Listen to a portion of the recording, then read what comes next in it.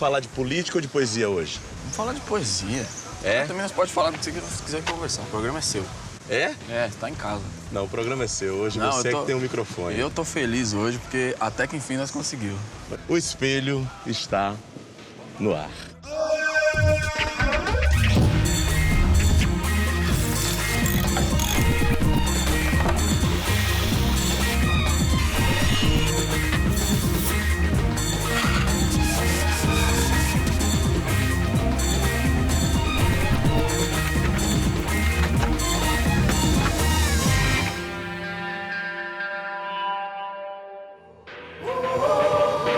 Mas que você morra, irmão, na sua guerra vão nem se lixar.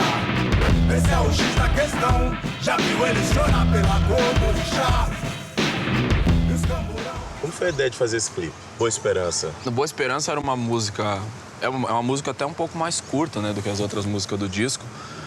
A primeira vez que eu comecei a pensar na ideia da África, eu pensei muito nessa coisa que a gente recebe sobre a África, pela imprensa, pelos jornais.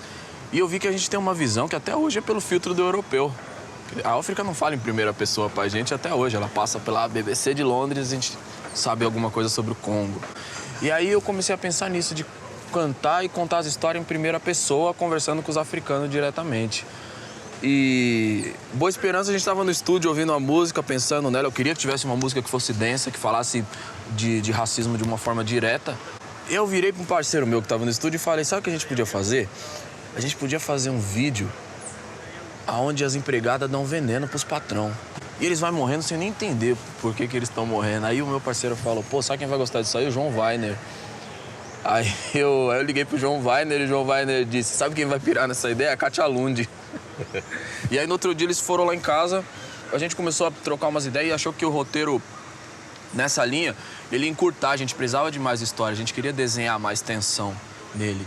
A gente não abandonou a ideia das empregadas domésticas, só que surgiu no meio das nossas conversas a ideia de ir até a Ocupação Mauá, que é um lugar que eu tenho uma relação bacana, e conversar com as senhoras de lá que trabalharam de empregada doméstica a vida inteira. Então a gente não tinha um roteirista. O roteirista ia ser elas que iam falar. A gente sentou, fez uma vivência, cada uma delas foi colocando as experiências que teve enquanto empregada doméstica para fora. E isso foi um processo delicado, até duro para elas, porque nas primeiras sessões elas estavam muito retraídas, né? A pessoa normal não começa a falar da vida desse jeito que a gente se senta e começa a trocar uma ideia. Então, todo mundo ficou muito retraído e a coisa que mais tocou a gente na primeira sessão foi que todas tinham muito medo do patrão até hoje, sabe? E tinha gente lá que tinha parado de trabalhar há 20 anos, sabe? E elas ainda estavam, não posso falar porque eu trabalhei numa casa aqui no Pacaembu. E aí, com as sessões que a gente foi fazendo, elas foram se soltando, até que chegou um momento que elas estavam falando livremente, contando as histórias, e era uma história muito pesada. Algumas eram até engraçadas, mas era uma coisa meio tragicômica. Mas a grande maioria eram histórias tensas, tanto que a primeira ideia do vídeo era muito mais pesada do que essa, só que ia ser muito mais agressivo. E a agressividade ia desviar o foco do tema para a agressividade em si. As pessoas iam ficar discorrendo sobre a violência.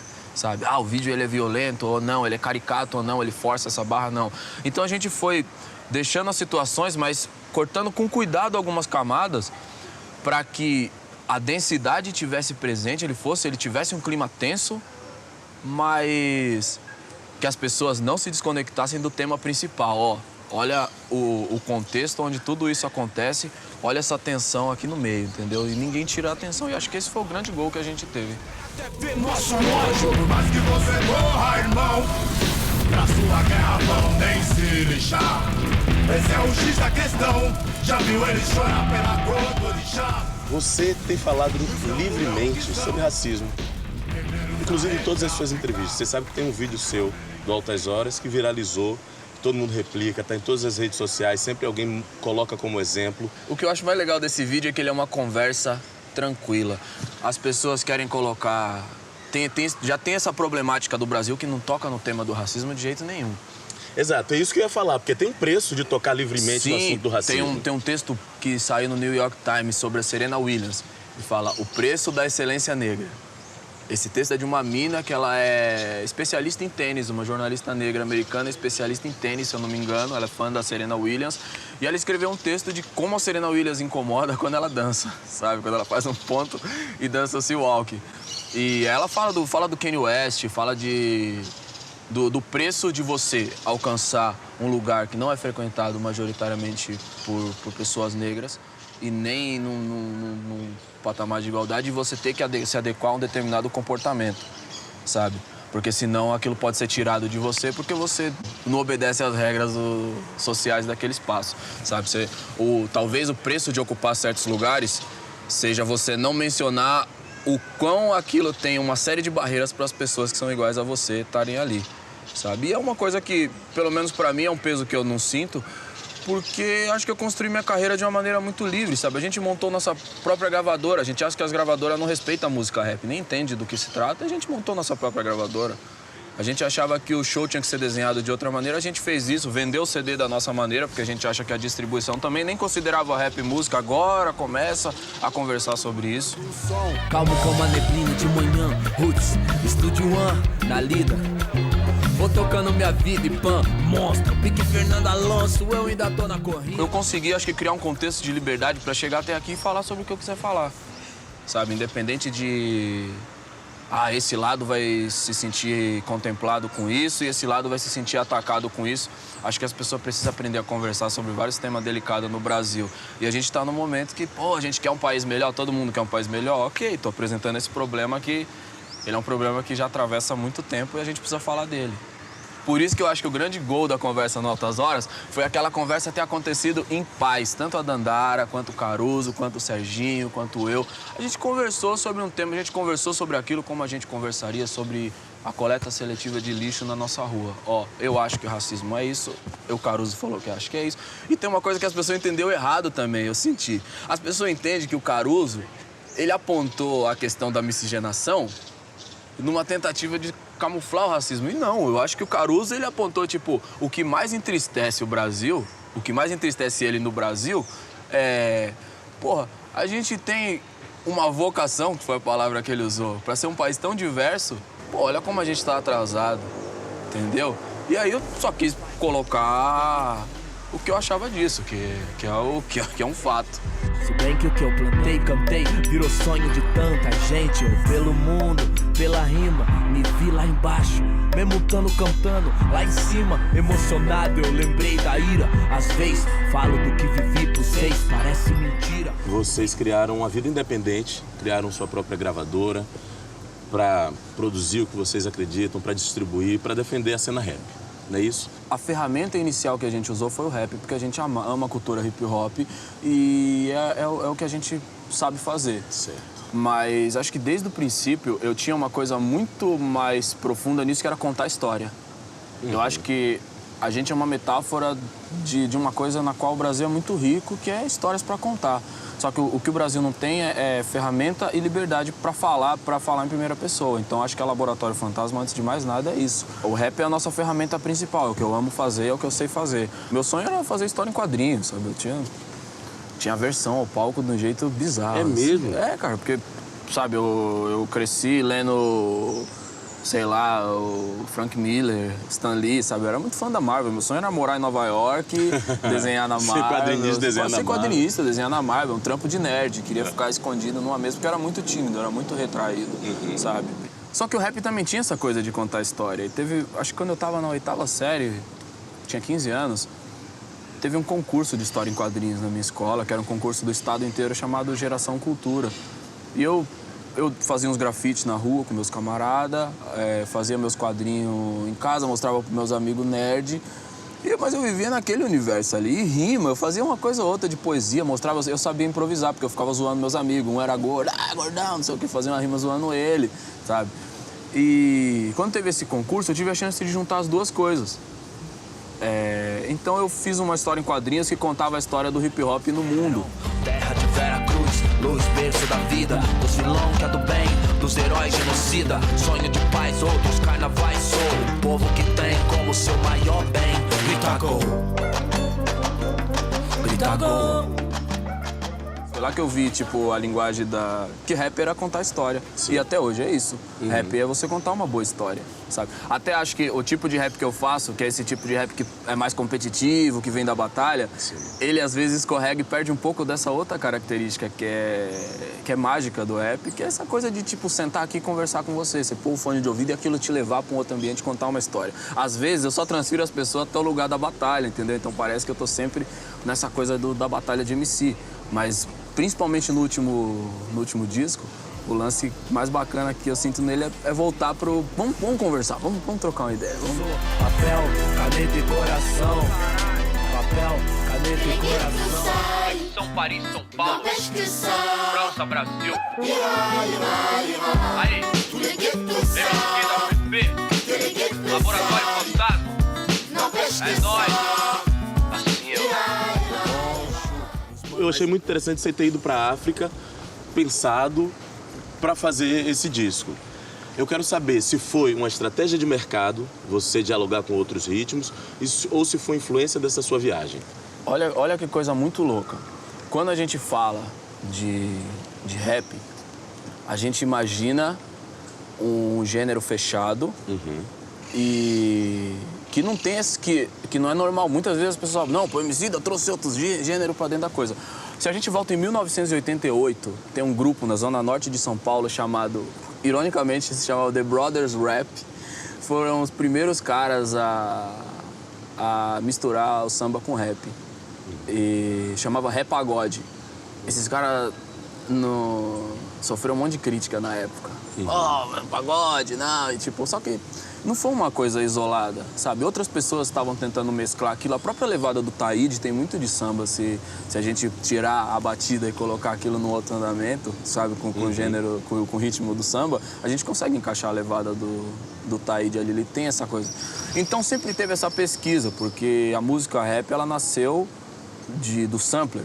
Nasceu do escutar o James Brown, pegar um pedacinho daquilo e replicar aquilo e cantar em cima. Nasceu de pegar uma coisa do jazz e foi evoluindo, pegando outros gêneros lá fora, principalmente. E quando veio pra cá, veio muito com isso também. Então, a princípio, muita gente pegou coisa de funk, de soul, sabe? E demorou pra ficar popular esse hábito de pegar coisa da música brasileira. Mas também, acho que depois que pegou, a rapaziada do underground mais desconhecida era mais livre, até porque era menos policiado, né? Se você pegar um pedaço da música de alguém e usar sem autorização, a editora dele vem atrás de você. Então, como a gente estava no underground e era muito confortável picotar o que a gente quisesse, a gente era livre para pegar a música que nós quisesse. Eu lembro que até hoje a gente tem um sampler da Outras Palavras do Caetano Veloso no primeiro disco. E eu lembro que eu tava muito tranquilo com isso, que eu falei, duvido que os caras da editora vai subir aqui na quebrada para me cobrar. Então foi uma coisa muito natural de pegar e esses outros gêneros estarem ali. Porque teve uma época que era até meio moda entre nós ouvir, tipo, jazz, assim. O papo, a gente era uns caras que ficavam se encontrando pra falar de Miles Davis, sabe? Nós achávamos muito chique ficar, tipo, num boteco lá na quebrada, tipo, não, porque o último, você já escutou o Beats Brill? Ah, você precisa escutar isso, tipo... Era muito... Era engraçado essa fase que a gente tinha. E a coisa mais legal era quem conhecia mais artista desconhecido. Entendeu? Se eu conhecesse... Chegar com a novidade se, era tipo, o cara. eu e você conhecesse, já não me interessava, entendeu? Eu só valia se eu chegasse pra você e falasse, ó, esse aqui é foda, você, pô, nunca ouvi falar. Tanto pra contar, todos os lugares que eu fui, só pensava em você, quando voltar pra te dizer. Qual é a sua formação política e educacional? Vem dos seus pais? Me conta aí um pouco essa sua trajetória. Acho que a minha mãe tem uma influência gigantesca nisso, até inconscientemente. Porque a minha mãe, ela foi uma pessoa que, com a morte do meu pai aos 6 anos de idade, ela teve que ir trabalhar. Ela fazia uma coisinha ou outra de artesanato, mas era um bico. Quem sustentava a casa até então era o meu pai. E ela se tornou empregada doméstica, né? E como ganhava pouco, ela teve que trabalhar em 2, 3 casas no mesmo dia. Então ela pingava de uma casa para outra. A gente morava de favor numa casa na Vila Zilda. Então ela também estava correndo para tirar a gente dessa situação. E ela conheceu o movimento de moradia. E ela começou a frequentar essas reuniões. E acho que foi lá o primeiro... Talvez a primeira iluminação de uma coisa política da minha mãe. Não no sentido de se tornar militante, mas no sentido de que a gente tem alguns direitos. sabe? Que a gente precisa lutar para que isso valha, para que isso seja colocado em prática na sociedade. Então, a minha mãe voltava com panfleto e acho que foi quando eu comecei a me dar conta, porque eu lembro que tinha um panfleto que listava os bairros que a gente morava, Vila Zilda, Jova Rural, Jardim Fontales, Jardim Felicidade, Curisco, e aquilo ele estava dizendo que naquela região tinham aproximadamente 300 mil famílias. Tipo, é impressionante como essas ruas não tem asfalto até hoje, sabe? E acho que foi aí que eu comecei a me preocupar a pensar um pouco mais, mas eu era muito pequeno também, só que acho que foi a primeira sugestão de que a gente tinha direitos. Sim. E que a gente precisava lutar pelos nossos direitos se a gente quisesse que eles tivessem algum valor. Fora isso, paralelo a isso, tem a música rap, a cultura hip hop em tudo, porque eu tava escutando, sei lá, quando eu escutei Racionais a primeira vez, 1993, o Ed Rock falava fudidamente voltando, usando e abusando da liberdade de expressão, um dos poucos direitos que o jovem negro ainda tem nesse país. Tudo vai, tudo é fácil, irmão. Logo mais vamos arrebentar no mundão. De cordão de elite, 18 quilates, põe no pulso logo um bright, que tal, tá bom? De lupa, bochilon, bombeta, branco e vinho, champanhe para o ar, que é pra abrir nossos caminhos. Isso aí, pra mim, acho que foi a coisa mais importante que eu vi na minha vida. Porque quando os caras cantou a vida deles ali, talvez nem eles tivessem consciência de que eles estavam cantando a vida de tanta gente. Sacou? E aí não era tipo, pô, o cara canta uma vida parecida com a minha, o cara canta a minha vida. Morreu um cara na minha rua ontem, sacou? E aquilo, a gente entrou naquilo de um jeito, o hip hop tinha uma coisa muito política no Brasil, sabe? Ainda tem, ainda é muito forte, sabe? Tem essa coisa que se adequa mais à indústria, flerta mais com o mainstream, vira uma coisa mais comercial e fala menos disso. Mas o hip hop ainda é um movimento que tem uma conotação política muito forte, uma preocupação gigantesca com o social. Isso, pra mim, não é a coisa mais poderosa do hip hop. Uhum. A coisa mais poderosa do hip hop, eu acho que é a arte. Mas eu acho que a questão social, ter se tornado tão forte no hip hop do Brasil, que isso é uma característica do hip hop do Brasil, é impressionante. Os gringos vêm aqui, eles ficam doidos. Calo nas mãos, bola nos pés, banzo ou não, diz quem tu és. Arranha-céus ou igarapés, força de bateria, nota 10. Qual é o caminho ainda que a gente tem que trilhar? Eu acho que a gente precisa criar espaços para que as pessoas não se sintam envergonhadas por serem quem elas são. Eu entendi isso, talvez, indo para a África, indo para Portugal, porque aí eu comecei a pegar esses outros dois ingredientes que ajudaram a montar quem a gente é hoje e entender que em toda a nossa história, o ponto de vista foi o ponto de vista do colonizador. A gente nunca falou sobre nós. Tem uma história muito louca. O ano passado eu conheci uma senhora negra que eu acho que ela nunca teve espaço para falar sobre ancestralidade.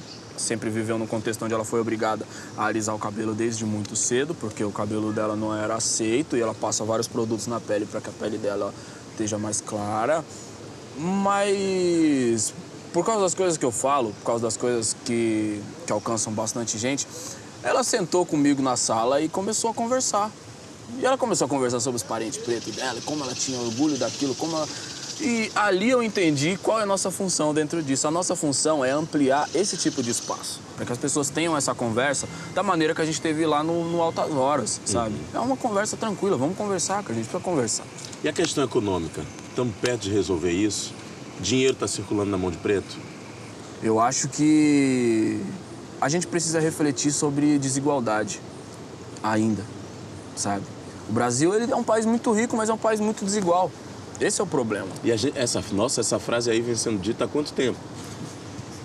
Porque... Desde antes da minha mãe nascer. Pois é, né? Entendeu? Qual é o nó, Emicida? Eu acho que se a gente tem uma coisa muito, muito séria, que é, por exemplo, a cota na faculdade, acho que ela é simbolicamente falando, ela é um pontinho que quando você coloca a cota na universidade, já dá todo esse furdunço. Nossa, não, mas é isso, tá bom. E vira esse debate acalorado sobre ser negro, ser branco. Só que o Brasil precisa refletir sobre a questão agrária. Quando você tocar nisso, você não vai conseguir fazer uma divisão justa sem falar em reparação. E aí, esse é o nó. Porque quando você mexer em terra, aí você tá mexendo em poder, você tá mexendo em dinheiro, entendeu? Porque aí você não tá falando de uma geração que nasceu solto, que nasceu numa quebrada em São Paulo, que eu não sei de onde meus antepassados vieram. Não, tipo, essa terra aqui é nossa. A gente cresce já com um chão que é seu. A primeira vez na minha família que a casa própria é uma realidade é agora, cara, sabe? E isso é muito louco, porque pra quem tá de fora... ontem eu tava pensando nisso. Pra quem é livre a vida inteira, não existe uma reflexão sobre liberdade. Aquilo é o padrão, sabe? O susto que você toma é quando você vê as pessoas viver presa, sabe? Porque aí quem vive preso a vida inteira reflete sobre liberdade demais. Reflete muito sobre liberdade. Eu acho que é isso que acontece com a gente.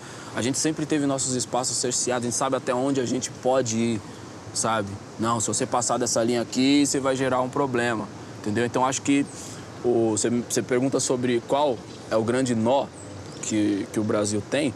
Eu acho que é refletir sobre desigualdade com seriedade, pensando sim que o Brasil precisa reparar muita gente, sabe? Que enquanto a gente não colocar a perspectiva do preto, a perspectiva do índio na mesa com respeito, a gente vai ficar o resto da nossa história tentando vai ser sempre uma sub-Europa, um sub-Estados Unidos, entendeu? Porque a gente tem um potencial incrível, novo mesmo. E eu acho realmente que a miscigenação é uma coisa fantástica.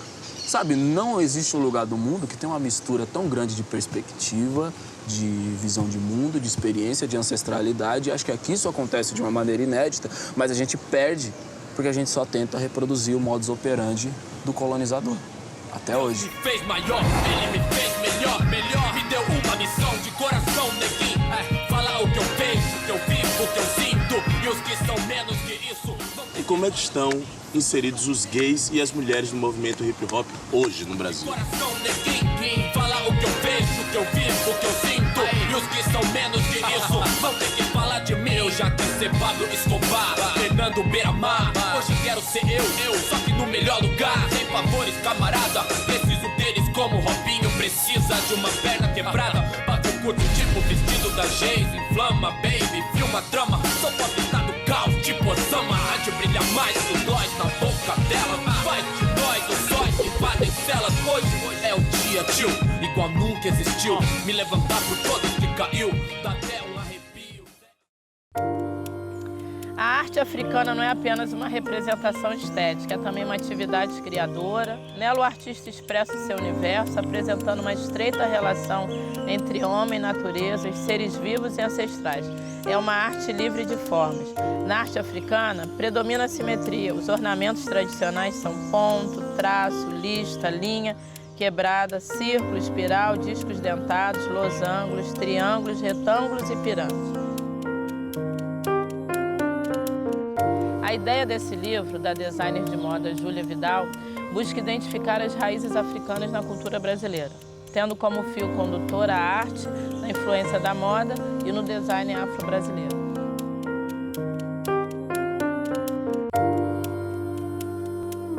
Gostou da nossa dica? Visite o nosso site.